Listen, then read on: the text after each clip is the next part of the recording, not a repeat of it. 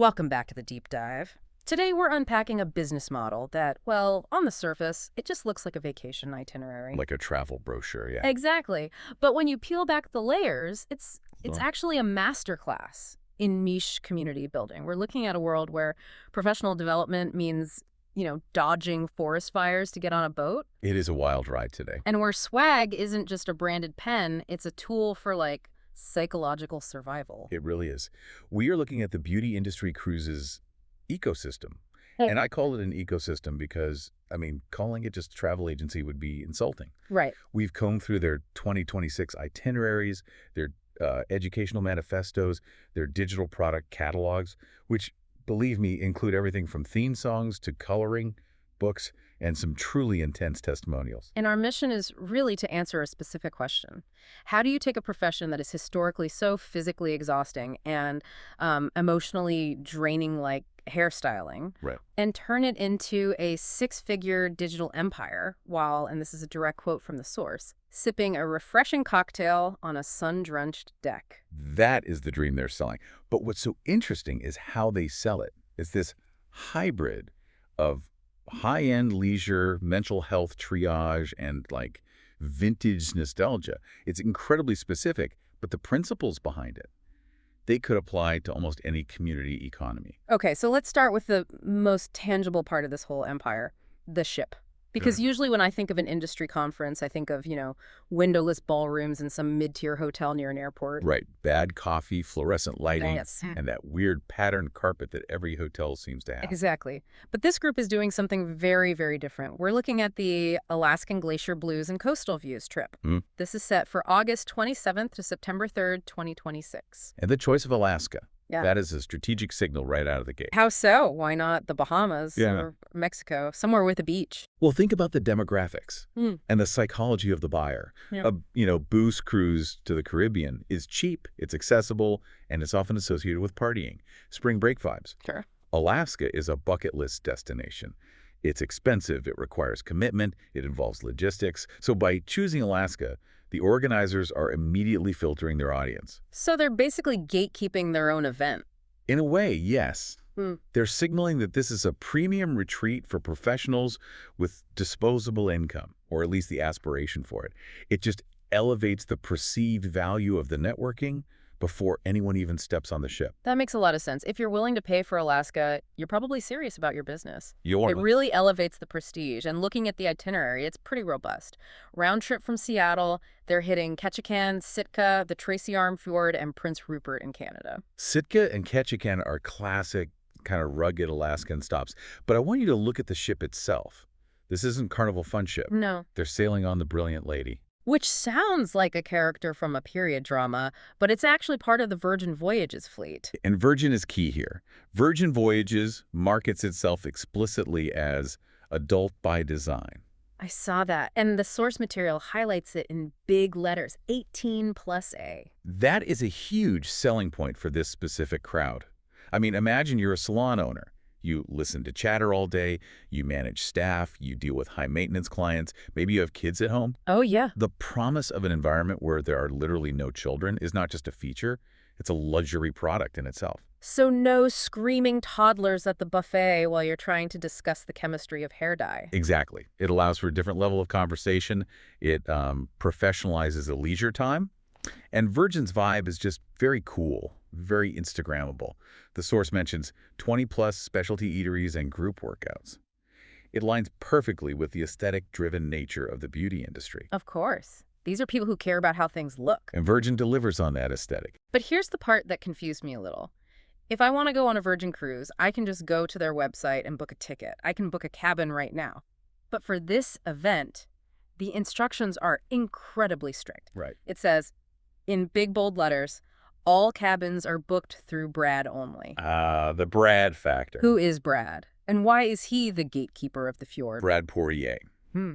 From all the materials we have, he is the linchpin. He's branded as the celebrity hairstylist, but functionally, he's the community architect. It gives it a real velvet rope vibe, doesn't it? You can't just pay, you have to belong. It does two things. Okay. First, it ensures the integrity of the group. If you book directly with Virgin, You're just another passenger on the ship. You don't get the swag, you don't get the classes, you don't get into the private events. Oh, okay. By funneling everyone through Brad, he captures the data, he controls the experience, and, crucially, he creates a micro-community within this massive ship. It's a conference within a cruise. Precisely. And that solves the biggest problem with giant conferences: anonymity. Here, because you all booked through Brad, you're part of the tribe before you even step on the gangway, it creates an immediate sense of belonging. Okay, now, I have to play devil's advocate here for a second. A cruise is expensive. Alaska is expensive. Is this actually a business trip, or is it just a clever way to write off a vacation? That is the million-dollar question, isn't it? Yeah. And the organizers are very smart about this. Which brings us to the second pillar of their model, the education. Right, because the IRS generally frowns upon refreshing cocktails on a sun-drenched deck as a business expense. Not unless you're actually working, no. Right. And that's why the source material emphasizes the educational track so heavily. They offer opportunities to be a virtual educator or a be a live educator. And I want you to note the language they use: serious inquiries only. I saw that. It felt a bit aggressive for a vacation brochure. It has to be. They're legitimizing the expense. By transforming the ship into a floating classroom, they change the tax classification of the trip for everyone attending. But it's deeper than just taxes. Yes, so. Well, think about the career trajectory of a hairstylist. You start as an assistant, washing hair and sweeping floors. You become a stylist, maybe a senior stylist. Then what? You hit a ceiling. You hit a ceiling. You can only cut so many heads of hair in a day. Your income is capped by your time. So the only way to scale is to teach. Bingo! The jump from stylist to educator is the biggest status leap in the industry. It's how you stop trading time for money and start building that empire they keep talking about. This cruise isn't just selling a view of a glacier, it is selling a stage. It's giving these professionals a platform to put international educator on their resume. Wow. That is a fascinating insight. So the attendees aren't just the audience, they're the potential talent. Exactly. It's a peer-to-peer education model. And the stakes for attending these things can be incredibly high. Did you happen to catch the story about Dana Ray Beck in the source material? Oh, I did. Honestly, it read like an action movie script. I had to double check I was still reading a travel brochure. Walk us through it. It's kind of incredible. So Dana applies for their Mayan Sol cruise. That was a previous trip. She gets the news that she has a spot on April 29th. The ship leaves Miami in 6 days. 6 days. To clear a client's schedule, find coverage, book travel. I mean, that is a nightmare for a service professional. But it gets worse. She says she had to outrun forest fires and evacuation after evacuation just to make the plane. She was literally fleeing a natural disaster. And yet she went. She went. And her review afterward, she calls it the best week of my life. She talks about being overwhelmed and humbled by the talent she was surrounded by. That testimonial is doing so much heavy lifting for the brand. It validates the desperation that many in this industry feel. Desperation. That feels like a strong word. Is it? Think about the isolation. You're standing behind a chair for 8 to 10 hours a day. You're listening to clients' problems, what we call trauma dumping. Right. You are physically exhausted. And often, you're competing with the salon down the street. You are an island. So it's lonely. Incredibly lonely. Yeah. Dana's story, risking her safety to get to a community, it just shows how starved these professionals are for connection. The cruise offers what the website calls Hairstylists of Hope. Hairstylists of Hope. That sounds almost religious. It functions like a secular congregation. It's a safe container where they can drop that professional mask, the therapist persona they have to wear for clients, and just be people who understand each other's struggle. Which actually segues perfectly into maybe the weirdest part of this deep dive. We have to talk about the mud. Ah, yes. Mud mask mastery. When I first saw this in the catalog, I thought, okay, they're selling beauty products, face masks, makes sense. But then I read the tagline. Oh, the tagline. Because when people throw mud at you, you make a mask and rise stronger. It is a metaphor that just got out of hand, but in the best possible way. It's almost aggressive. Throw mud at you. Is the beauty industry really that cutthroat? It can be, but mud here is a catch-all term. It represents difficult clients, bad reviews, financial stress, burnout. The brilliance of the branding is that they've taken a negative idiom, dragged through the mud, and flipped it into a product they can sell. But look at what they're selling under this banner. It is not just, actual clay for your face. It's the ultimate mud mask mastery affirmation deck for $17. A deck of cards. 100 affirmations to rise above the mud. And then there's an audio component, the Mud Mask Mastery Affirmations audio for $47. Okay, let's just pause on that price. $47 for an audio file. That's what I thought. I mean, I can get meditation apps for free. I can go on YouTube and find affirmations for free. Is this just exploiting a vulnerable audience? I think we have to look at it through the lens of specialized value. Sure, you can get a generic Calm app, but does that app understand the specific stress of a client hating their haircut? Does it understand the physical pain of carpal tunnel from holding shears all day? So you're saying the specificity validates the price tag? I'm saying that when you're in pain, you will pay for solutions that feel bespoke to your pain. They aren't selling an audio file, they're selling permission to breathe, specifically for a hairstylist. It signals, I know what you're going through, and this is for you. They also have the A to Z of salon professional self-care. I am dying to know what Q is. Quiet time. Quitting. Probably not quitting, considering the whole don't give up vibe. But this whole mud mask vertical, it feels like a real acknowledgement that the industry is in a mental health crisis. It absolutely is. And frankly, it's about time someone monetized the solution, not just the problem. They're treating emotional resilience as a professional skill, just like balayage or cutting. They're saying, to be a great stylist, you need to not have a breakdown. And here's a deck of cards to help you. It's the whole oxygen mask theory. Put yours on before you can help the client. Exactly. And notice how it feeds right back into the cruise. The mud mask is the daily maintenance. The cruise is the intensive surgery. Okay, so we have the physical escape, the cruise. We have the emotional survival kit, the mud. And now we get to the third pillar, the digital empire. This is where the business model gets really 2026. This is where they move from survival to dominance. The source material promises to help you turn your beauty expertise into a six-figure digital empire without the overwhelm. And under the B-Rad Celebrity Hairstylist banner, they offer some, well, eclectic tools. Eclectic is a very polite way to put it. One item stopped me cold. Done for you song creation. I stared at that for a solid 5 minutes. Why does a hairstylist need a custom song? Are they dropping an album? Is Brad starting a boy band? I don't think so, though I wouldn't put it past them. No, this is a response to the TikTokification of the industry. Explain that to me. If you're a stylist today, you can't just cut hair. You have to be a content creator. You need to post reels of your transformations. You need a podcast. You need a YouTube channel. The before and after reveal is probably the most important marketing asset you have. Okay, that makes sense. But using popular music on social media is a nightmare for businesses. Copyright strikes, muted videos, licensing fees.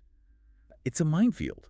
If you use a Taylor Swift song on your business page, your video is getting taken down. Oh, so this service gives them royalty-free music they can actually own. Exactly. It's a branding asset. Having a done-for-you intro song for your hairstylist and empowerment podcast makes you sound like a media company, not just a person with a microphone. It elevates the production value of your entire empire. That is incredibly savvy. I did not even think about the copyright angle. It's like selling shovels during a gold rush. And the gold rush is the influencer stylist economy. Yeah. Everyone wants to be the next big name on Instagram. Brad and his team are just providing the toolkit to do that. They're saying, you don't need to know how to produce music. We'll do it for you.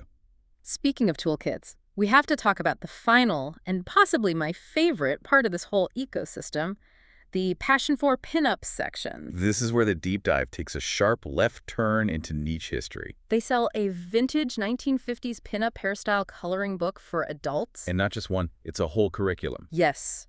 They have mastery levels. You start at started, go to motivated, then inspired, and finally certified. You can get certified in coloring a book. It sounds silly when you say it like that, but let's look closer at the description. Glamorous curls, victory rolls, iconic updos. Who is this for? Is it for the stylist or the client, or is it just for people who like coloring? I think it's primarily for the stylist, and here's why. Vintage hair is hard. It's architectural. A victory roll requires a specific understanding of weight, balance, and flow. It is structural engineering with hairspray. So the coloring book is a blueprint. It's low-stakes practice. If you mess up a victory roll on a real client, it's a disaster. You have an unhappy customer, a ruined style. If you mess it up in a coloring book, you just turn the page. It lets them study the geometry of the hair without the pressure. That is actually really cool. It's like a surgeon studying an anatomy drawing before the operation. And it taps into a huge subculture. Rockabilly and pinup styles are massive niches. By offering a certification in it, Even if it's just based on the book and some associated course, they're helping stylists differentiate themselves. I'm not just a stylist, I'm a certified pinup It specialist. adds another badge to their profile. And it's fun. We can't forget the fun factor. Coloring is relaxing. It circles right back to the mental health aspect. It's a creative outlet that doesn't talk back to you. So when you step back and look at this whole thing, the cruise, the mud masks, the theme songs, the coloring books, it's kind of a genius ecosystem. It really is. It captures the total life cycle of the professional. How so? Walk me through that life cycle. Well, think about it. Phase 1, the grind. You're burnt out and stressed. Here, buy the mud mask affirmations to get through the day. Right. Phase 2, the escape. You need a vacation but can't afford to stop working? Here, book the Alaska cruise. It's tax-deductible education. Phase 3, the growth. Exactly. You want to make more money. Here, become an educator on the ship, or use our Done For You song to build your digital brand. And phase 4, the hobby. You need to relax but stay sharp. Here, color some 1950s hair. You never have to leave the ecosystem. You never have to leave. Brad and his team have built this walled garden that solves every single problem a stylist has. They've monetized every emotional state: stress, ambition, relaxation, and loneliness. It really challenges the idea that professional development has to be boring, doesn't it? Completely. Why can't you learn business strategy while sailing through a fjord? Why can't a coloring book be a training manual? It blurs the lines between work, play, and self-care in a way that I think a lot of other industries could learn from. It makes me wonder if other industries are going to copy this. Are we going to see an Accountants of Hope cruise? Tax code and tequila. Maybe. But I think it works here because the beauty industry is so inherently social and aesthetic. Accountants might struggle to sell a tax audit affirmation deck, True. An accountant coloring book might just be spreadsheets. which is just work. That's the opposite of self-care. So what's the big takeaway here for our listener? Let's assume the person listening to this has no interest in victory rolls and gets seasick on boats. Why does this matter? I think the takeaway is about the future of connection in a digital world. We spend so much time talking about the digital empire, and Brad sells that too. But look at where the premium value is. The cruise. The cruise. The physical, offline, face-to-face experience. That is what people are paying thousands of dollars for. That's what Dana risked a forest fire for. So despite all the talk of digital six-figure empires, the ultimate luxury is still human connection. I think so. Yeah. The digital products, the PDFs, the audio files, those are just the funding mechanism. They're the things you sell so you can afford to get on the boat. That is a provocative thought. We're building digital lives just to buy back our physical ones. It's the paradox of the creator economy. You build an online audience so that one day you can meet them offline and actually shake their hand. We are seeing a swing back to real life as the ultimate premium tier. And maybe drink a cocktail on a sun-drenched deck. Well, that is the goal. If you can build the empire to pay for the cocktail, you've won. I think that is a perfect place to leave it. Whether you are currently sharpening your shears or just sharpening your pencils, thanks for diving deep with us. Stay curious. See you in the next deep dive.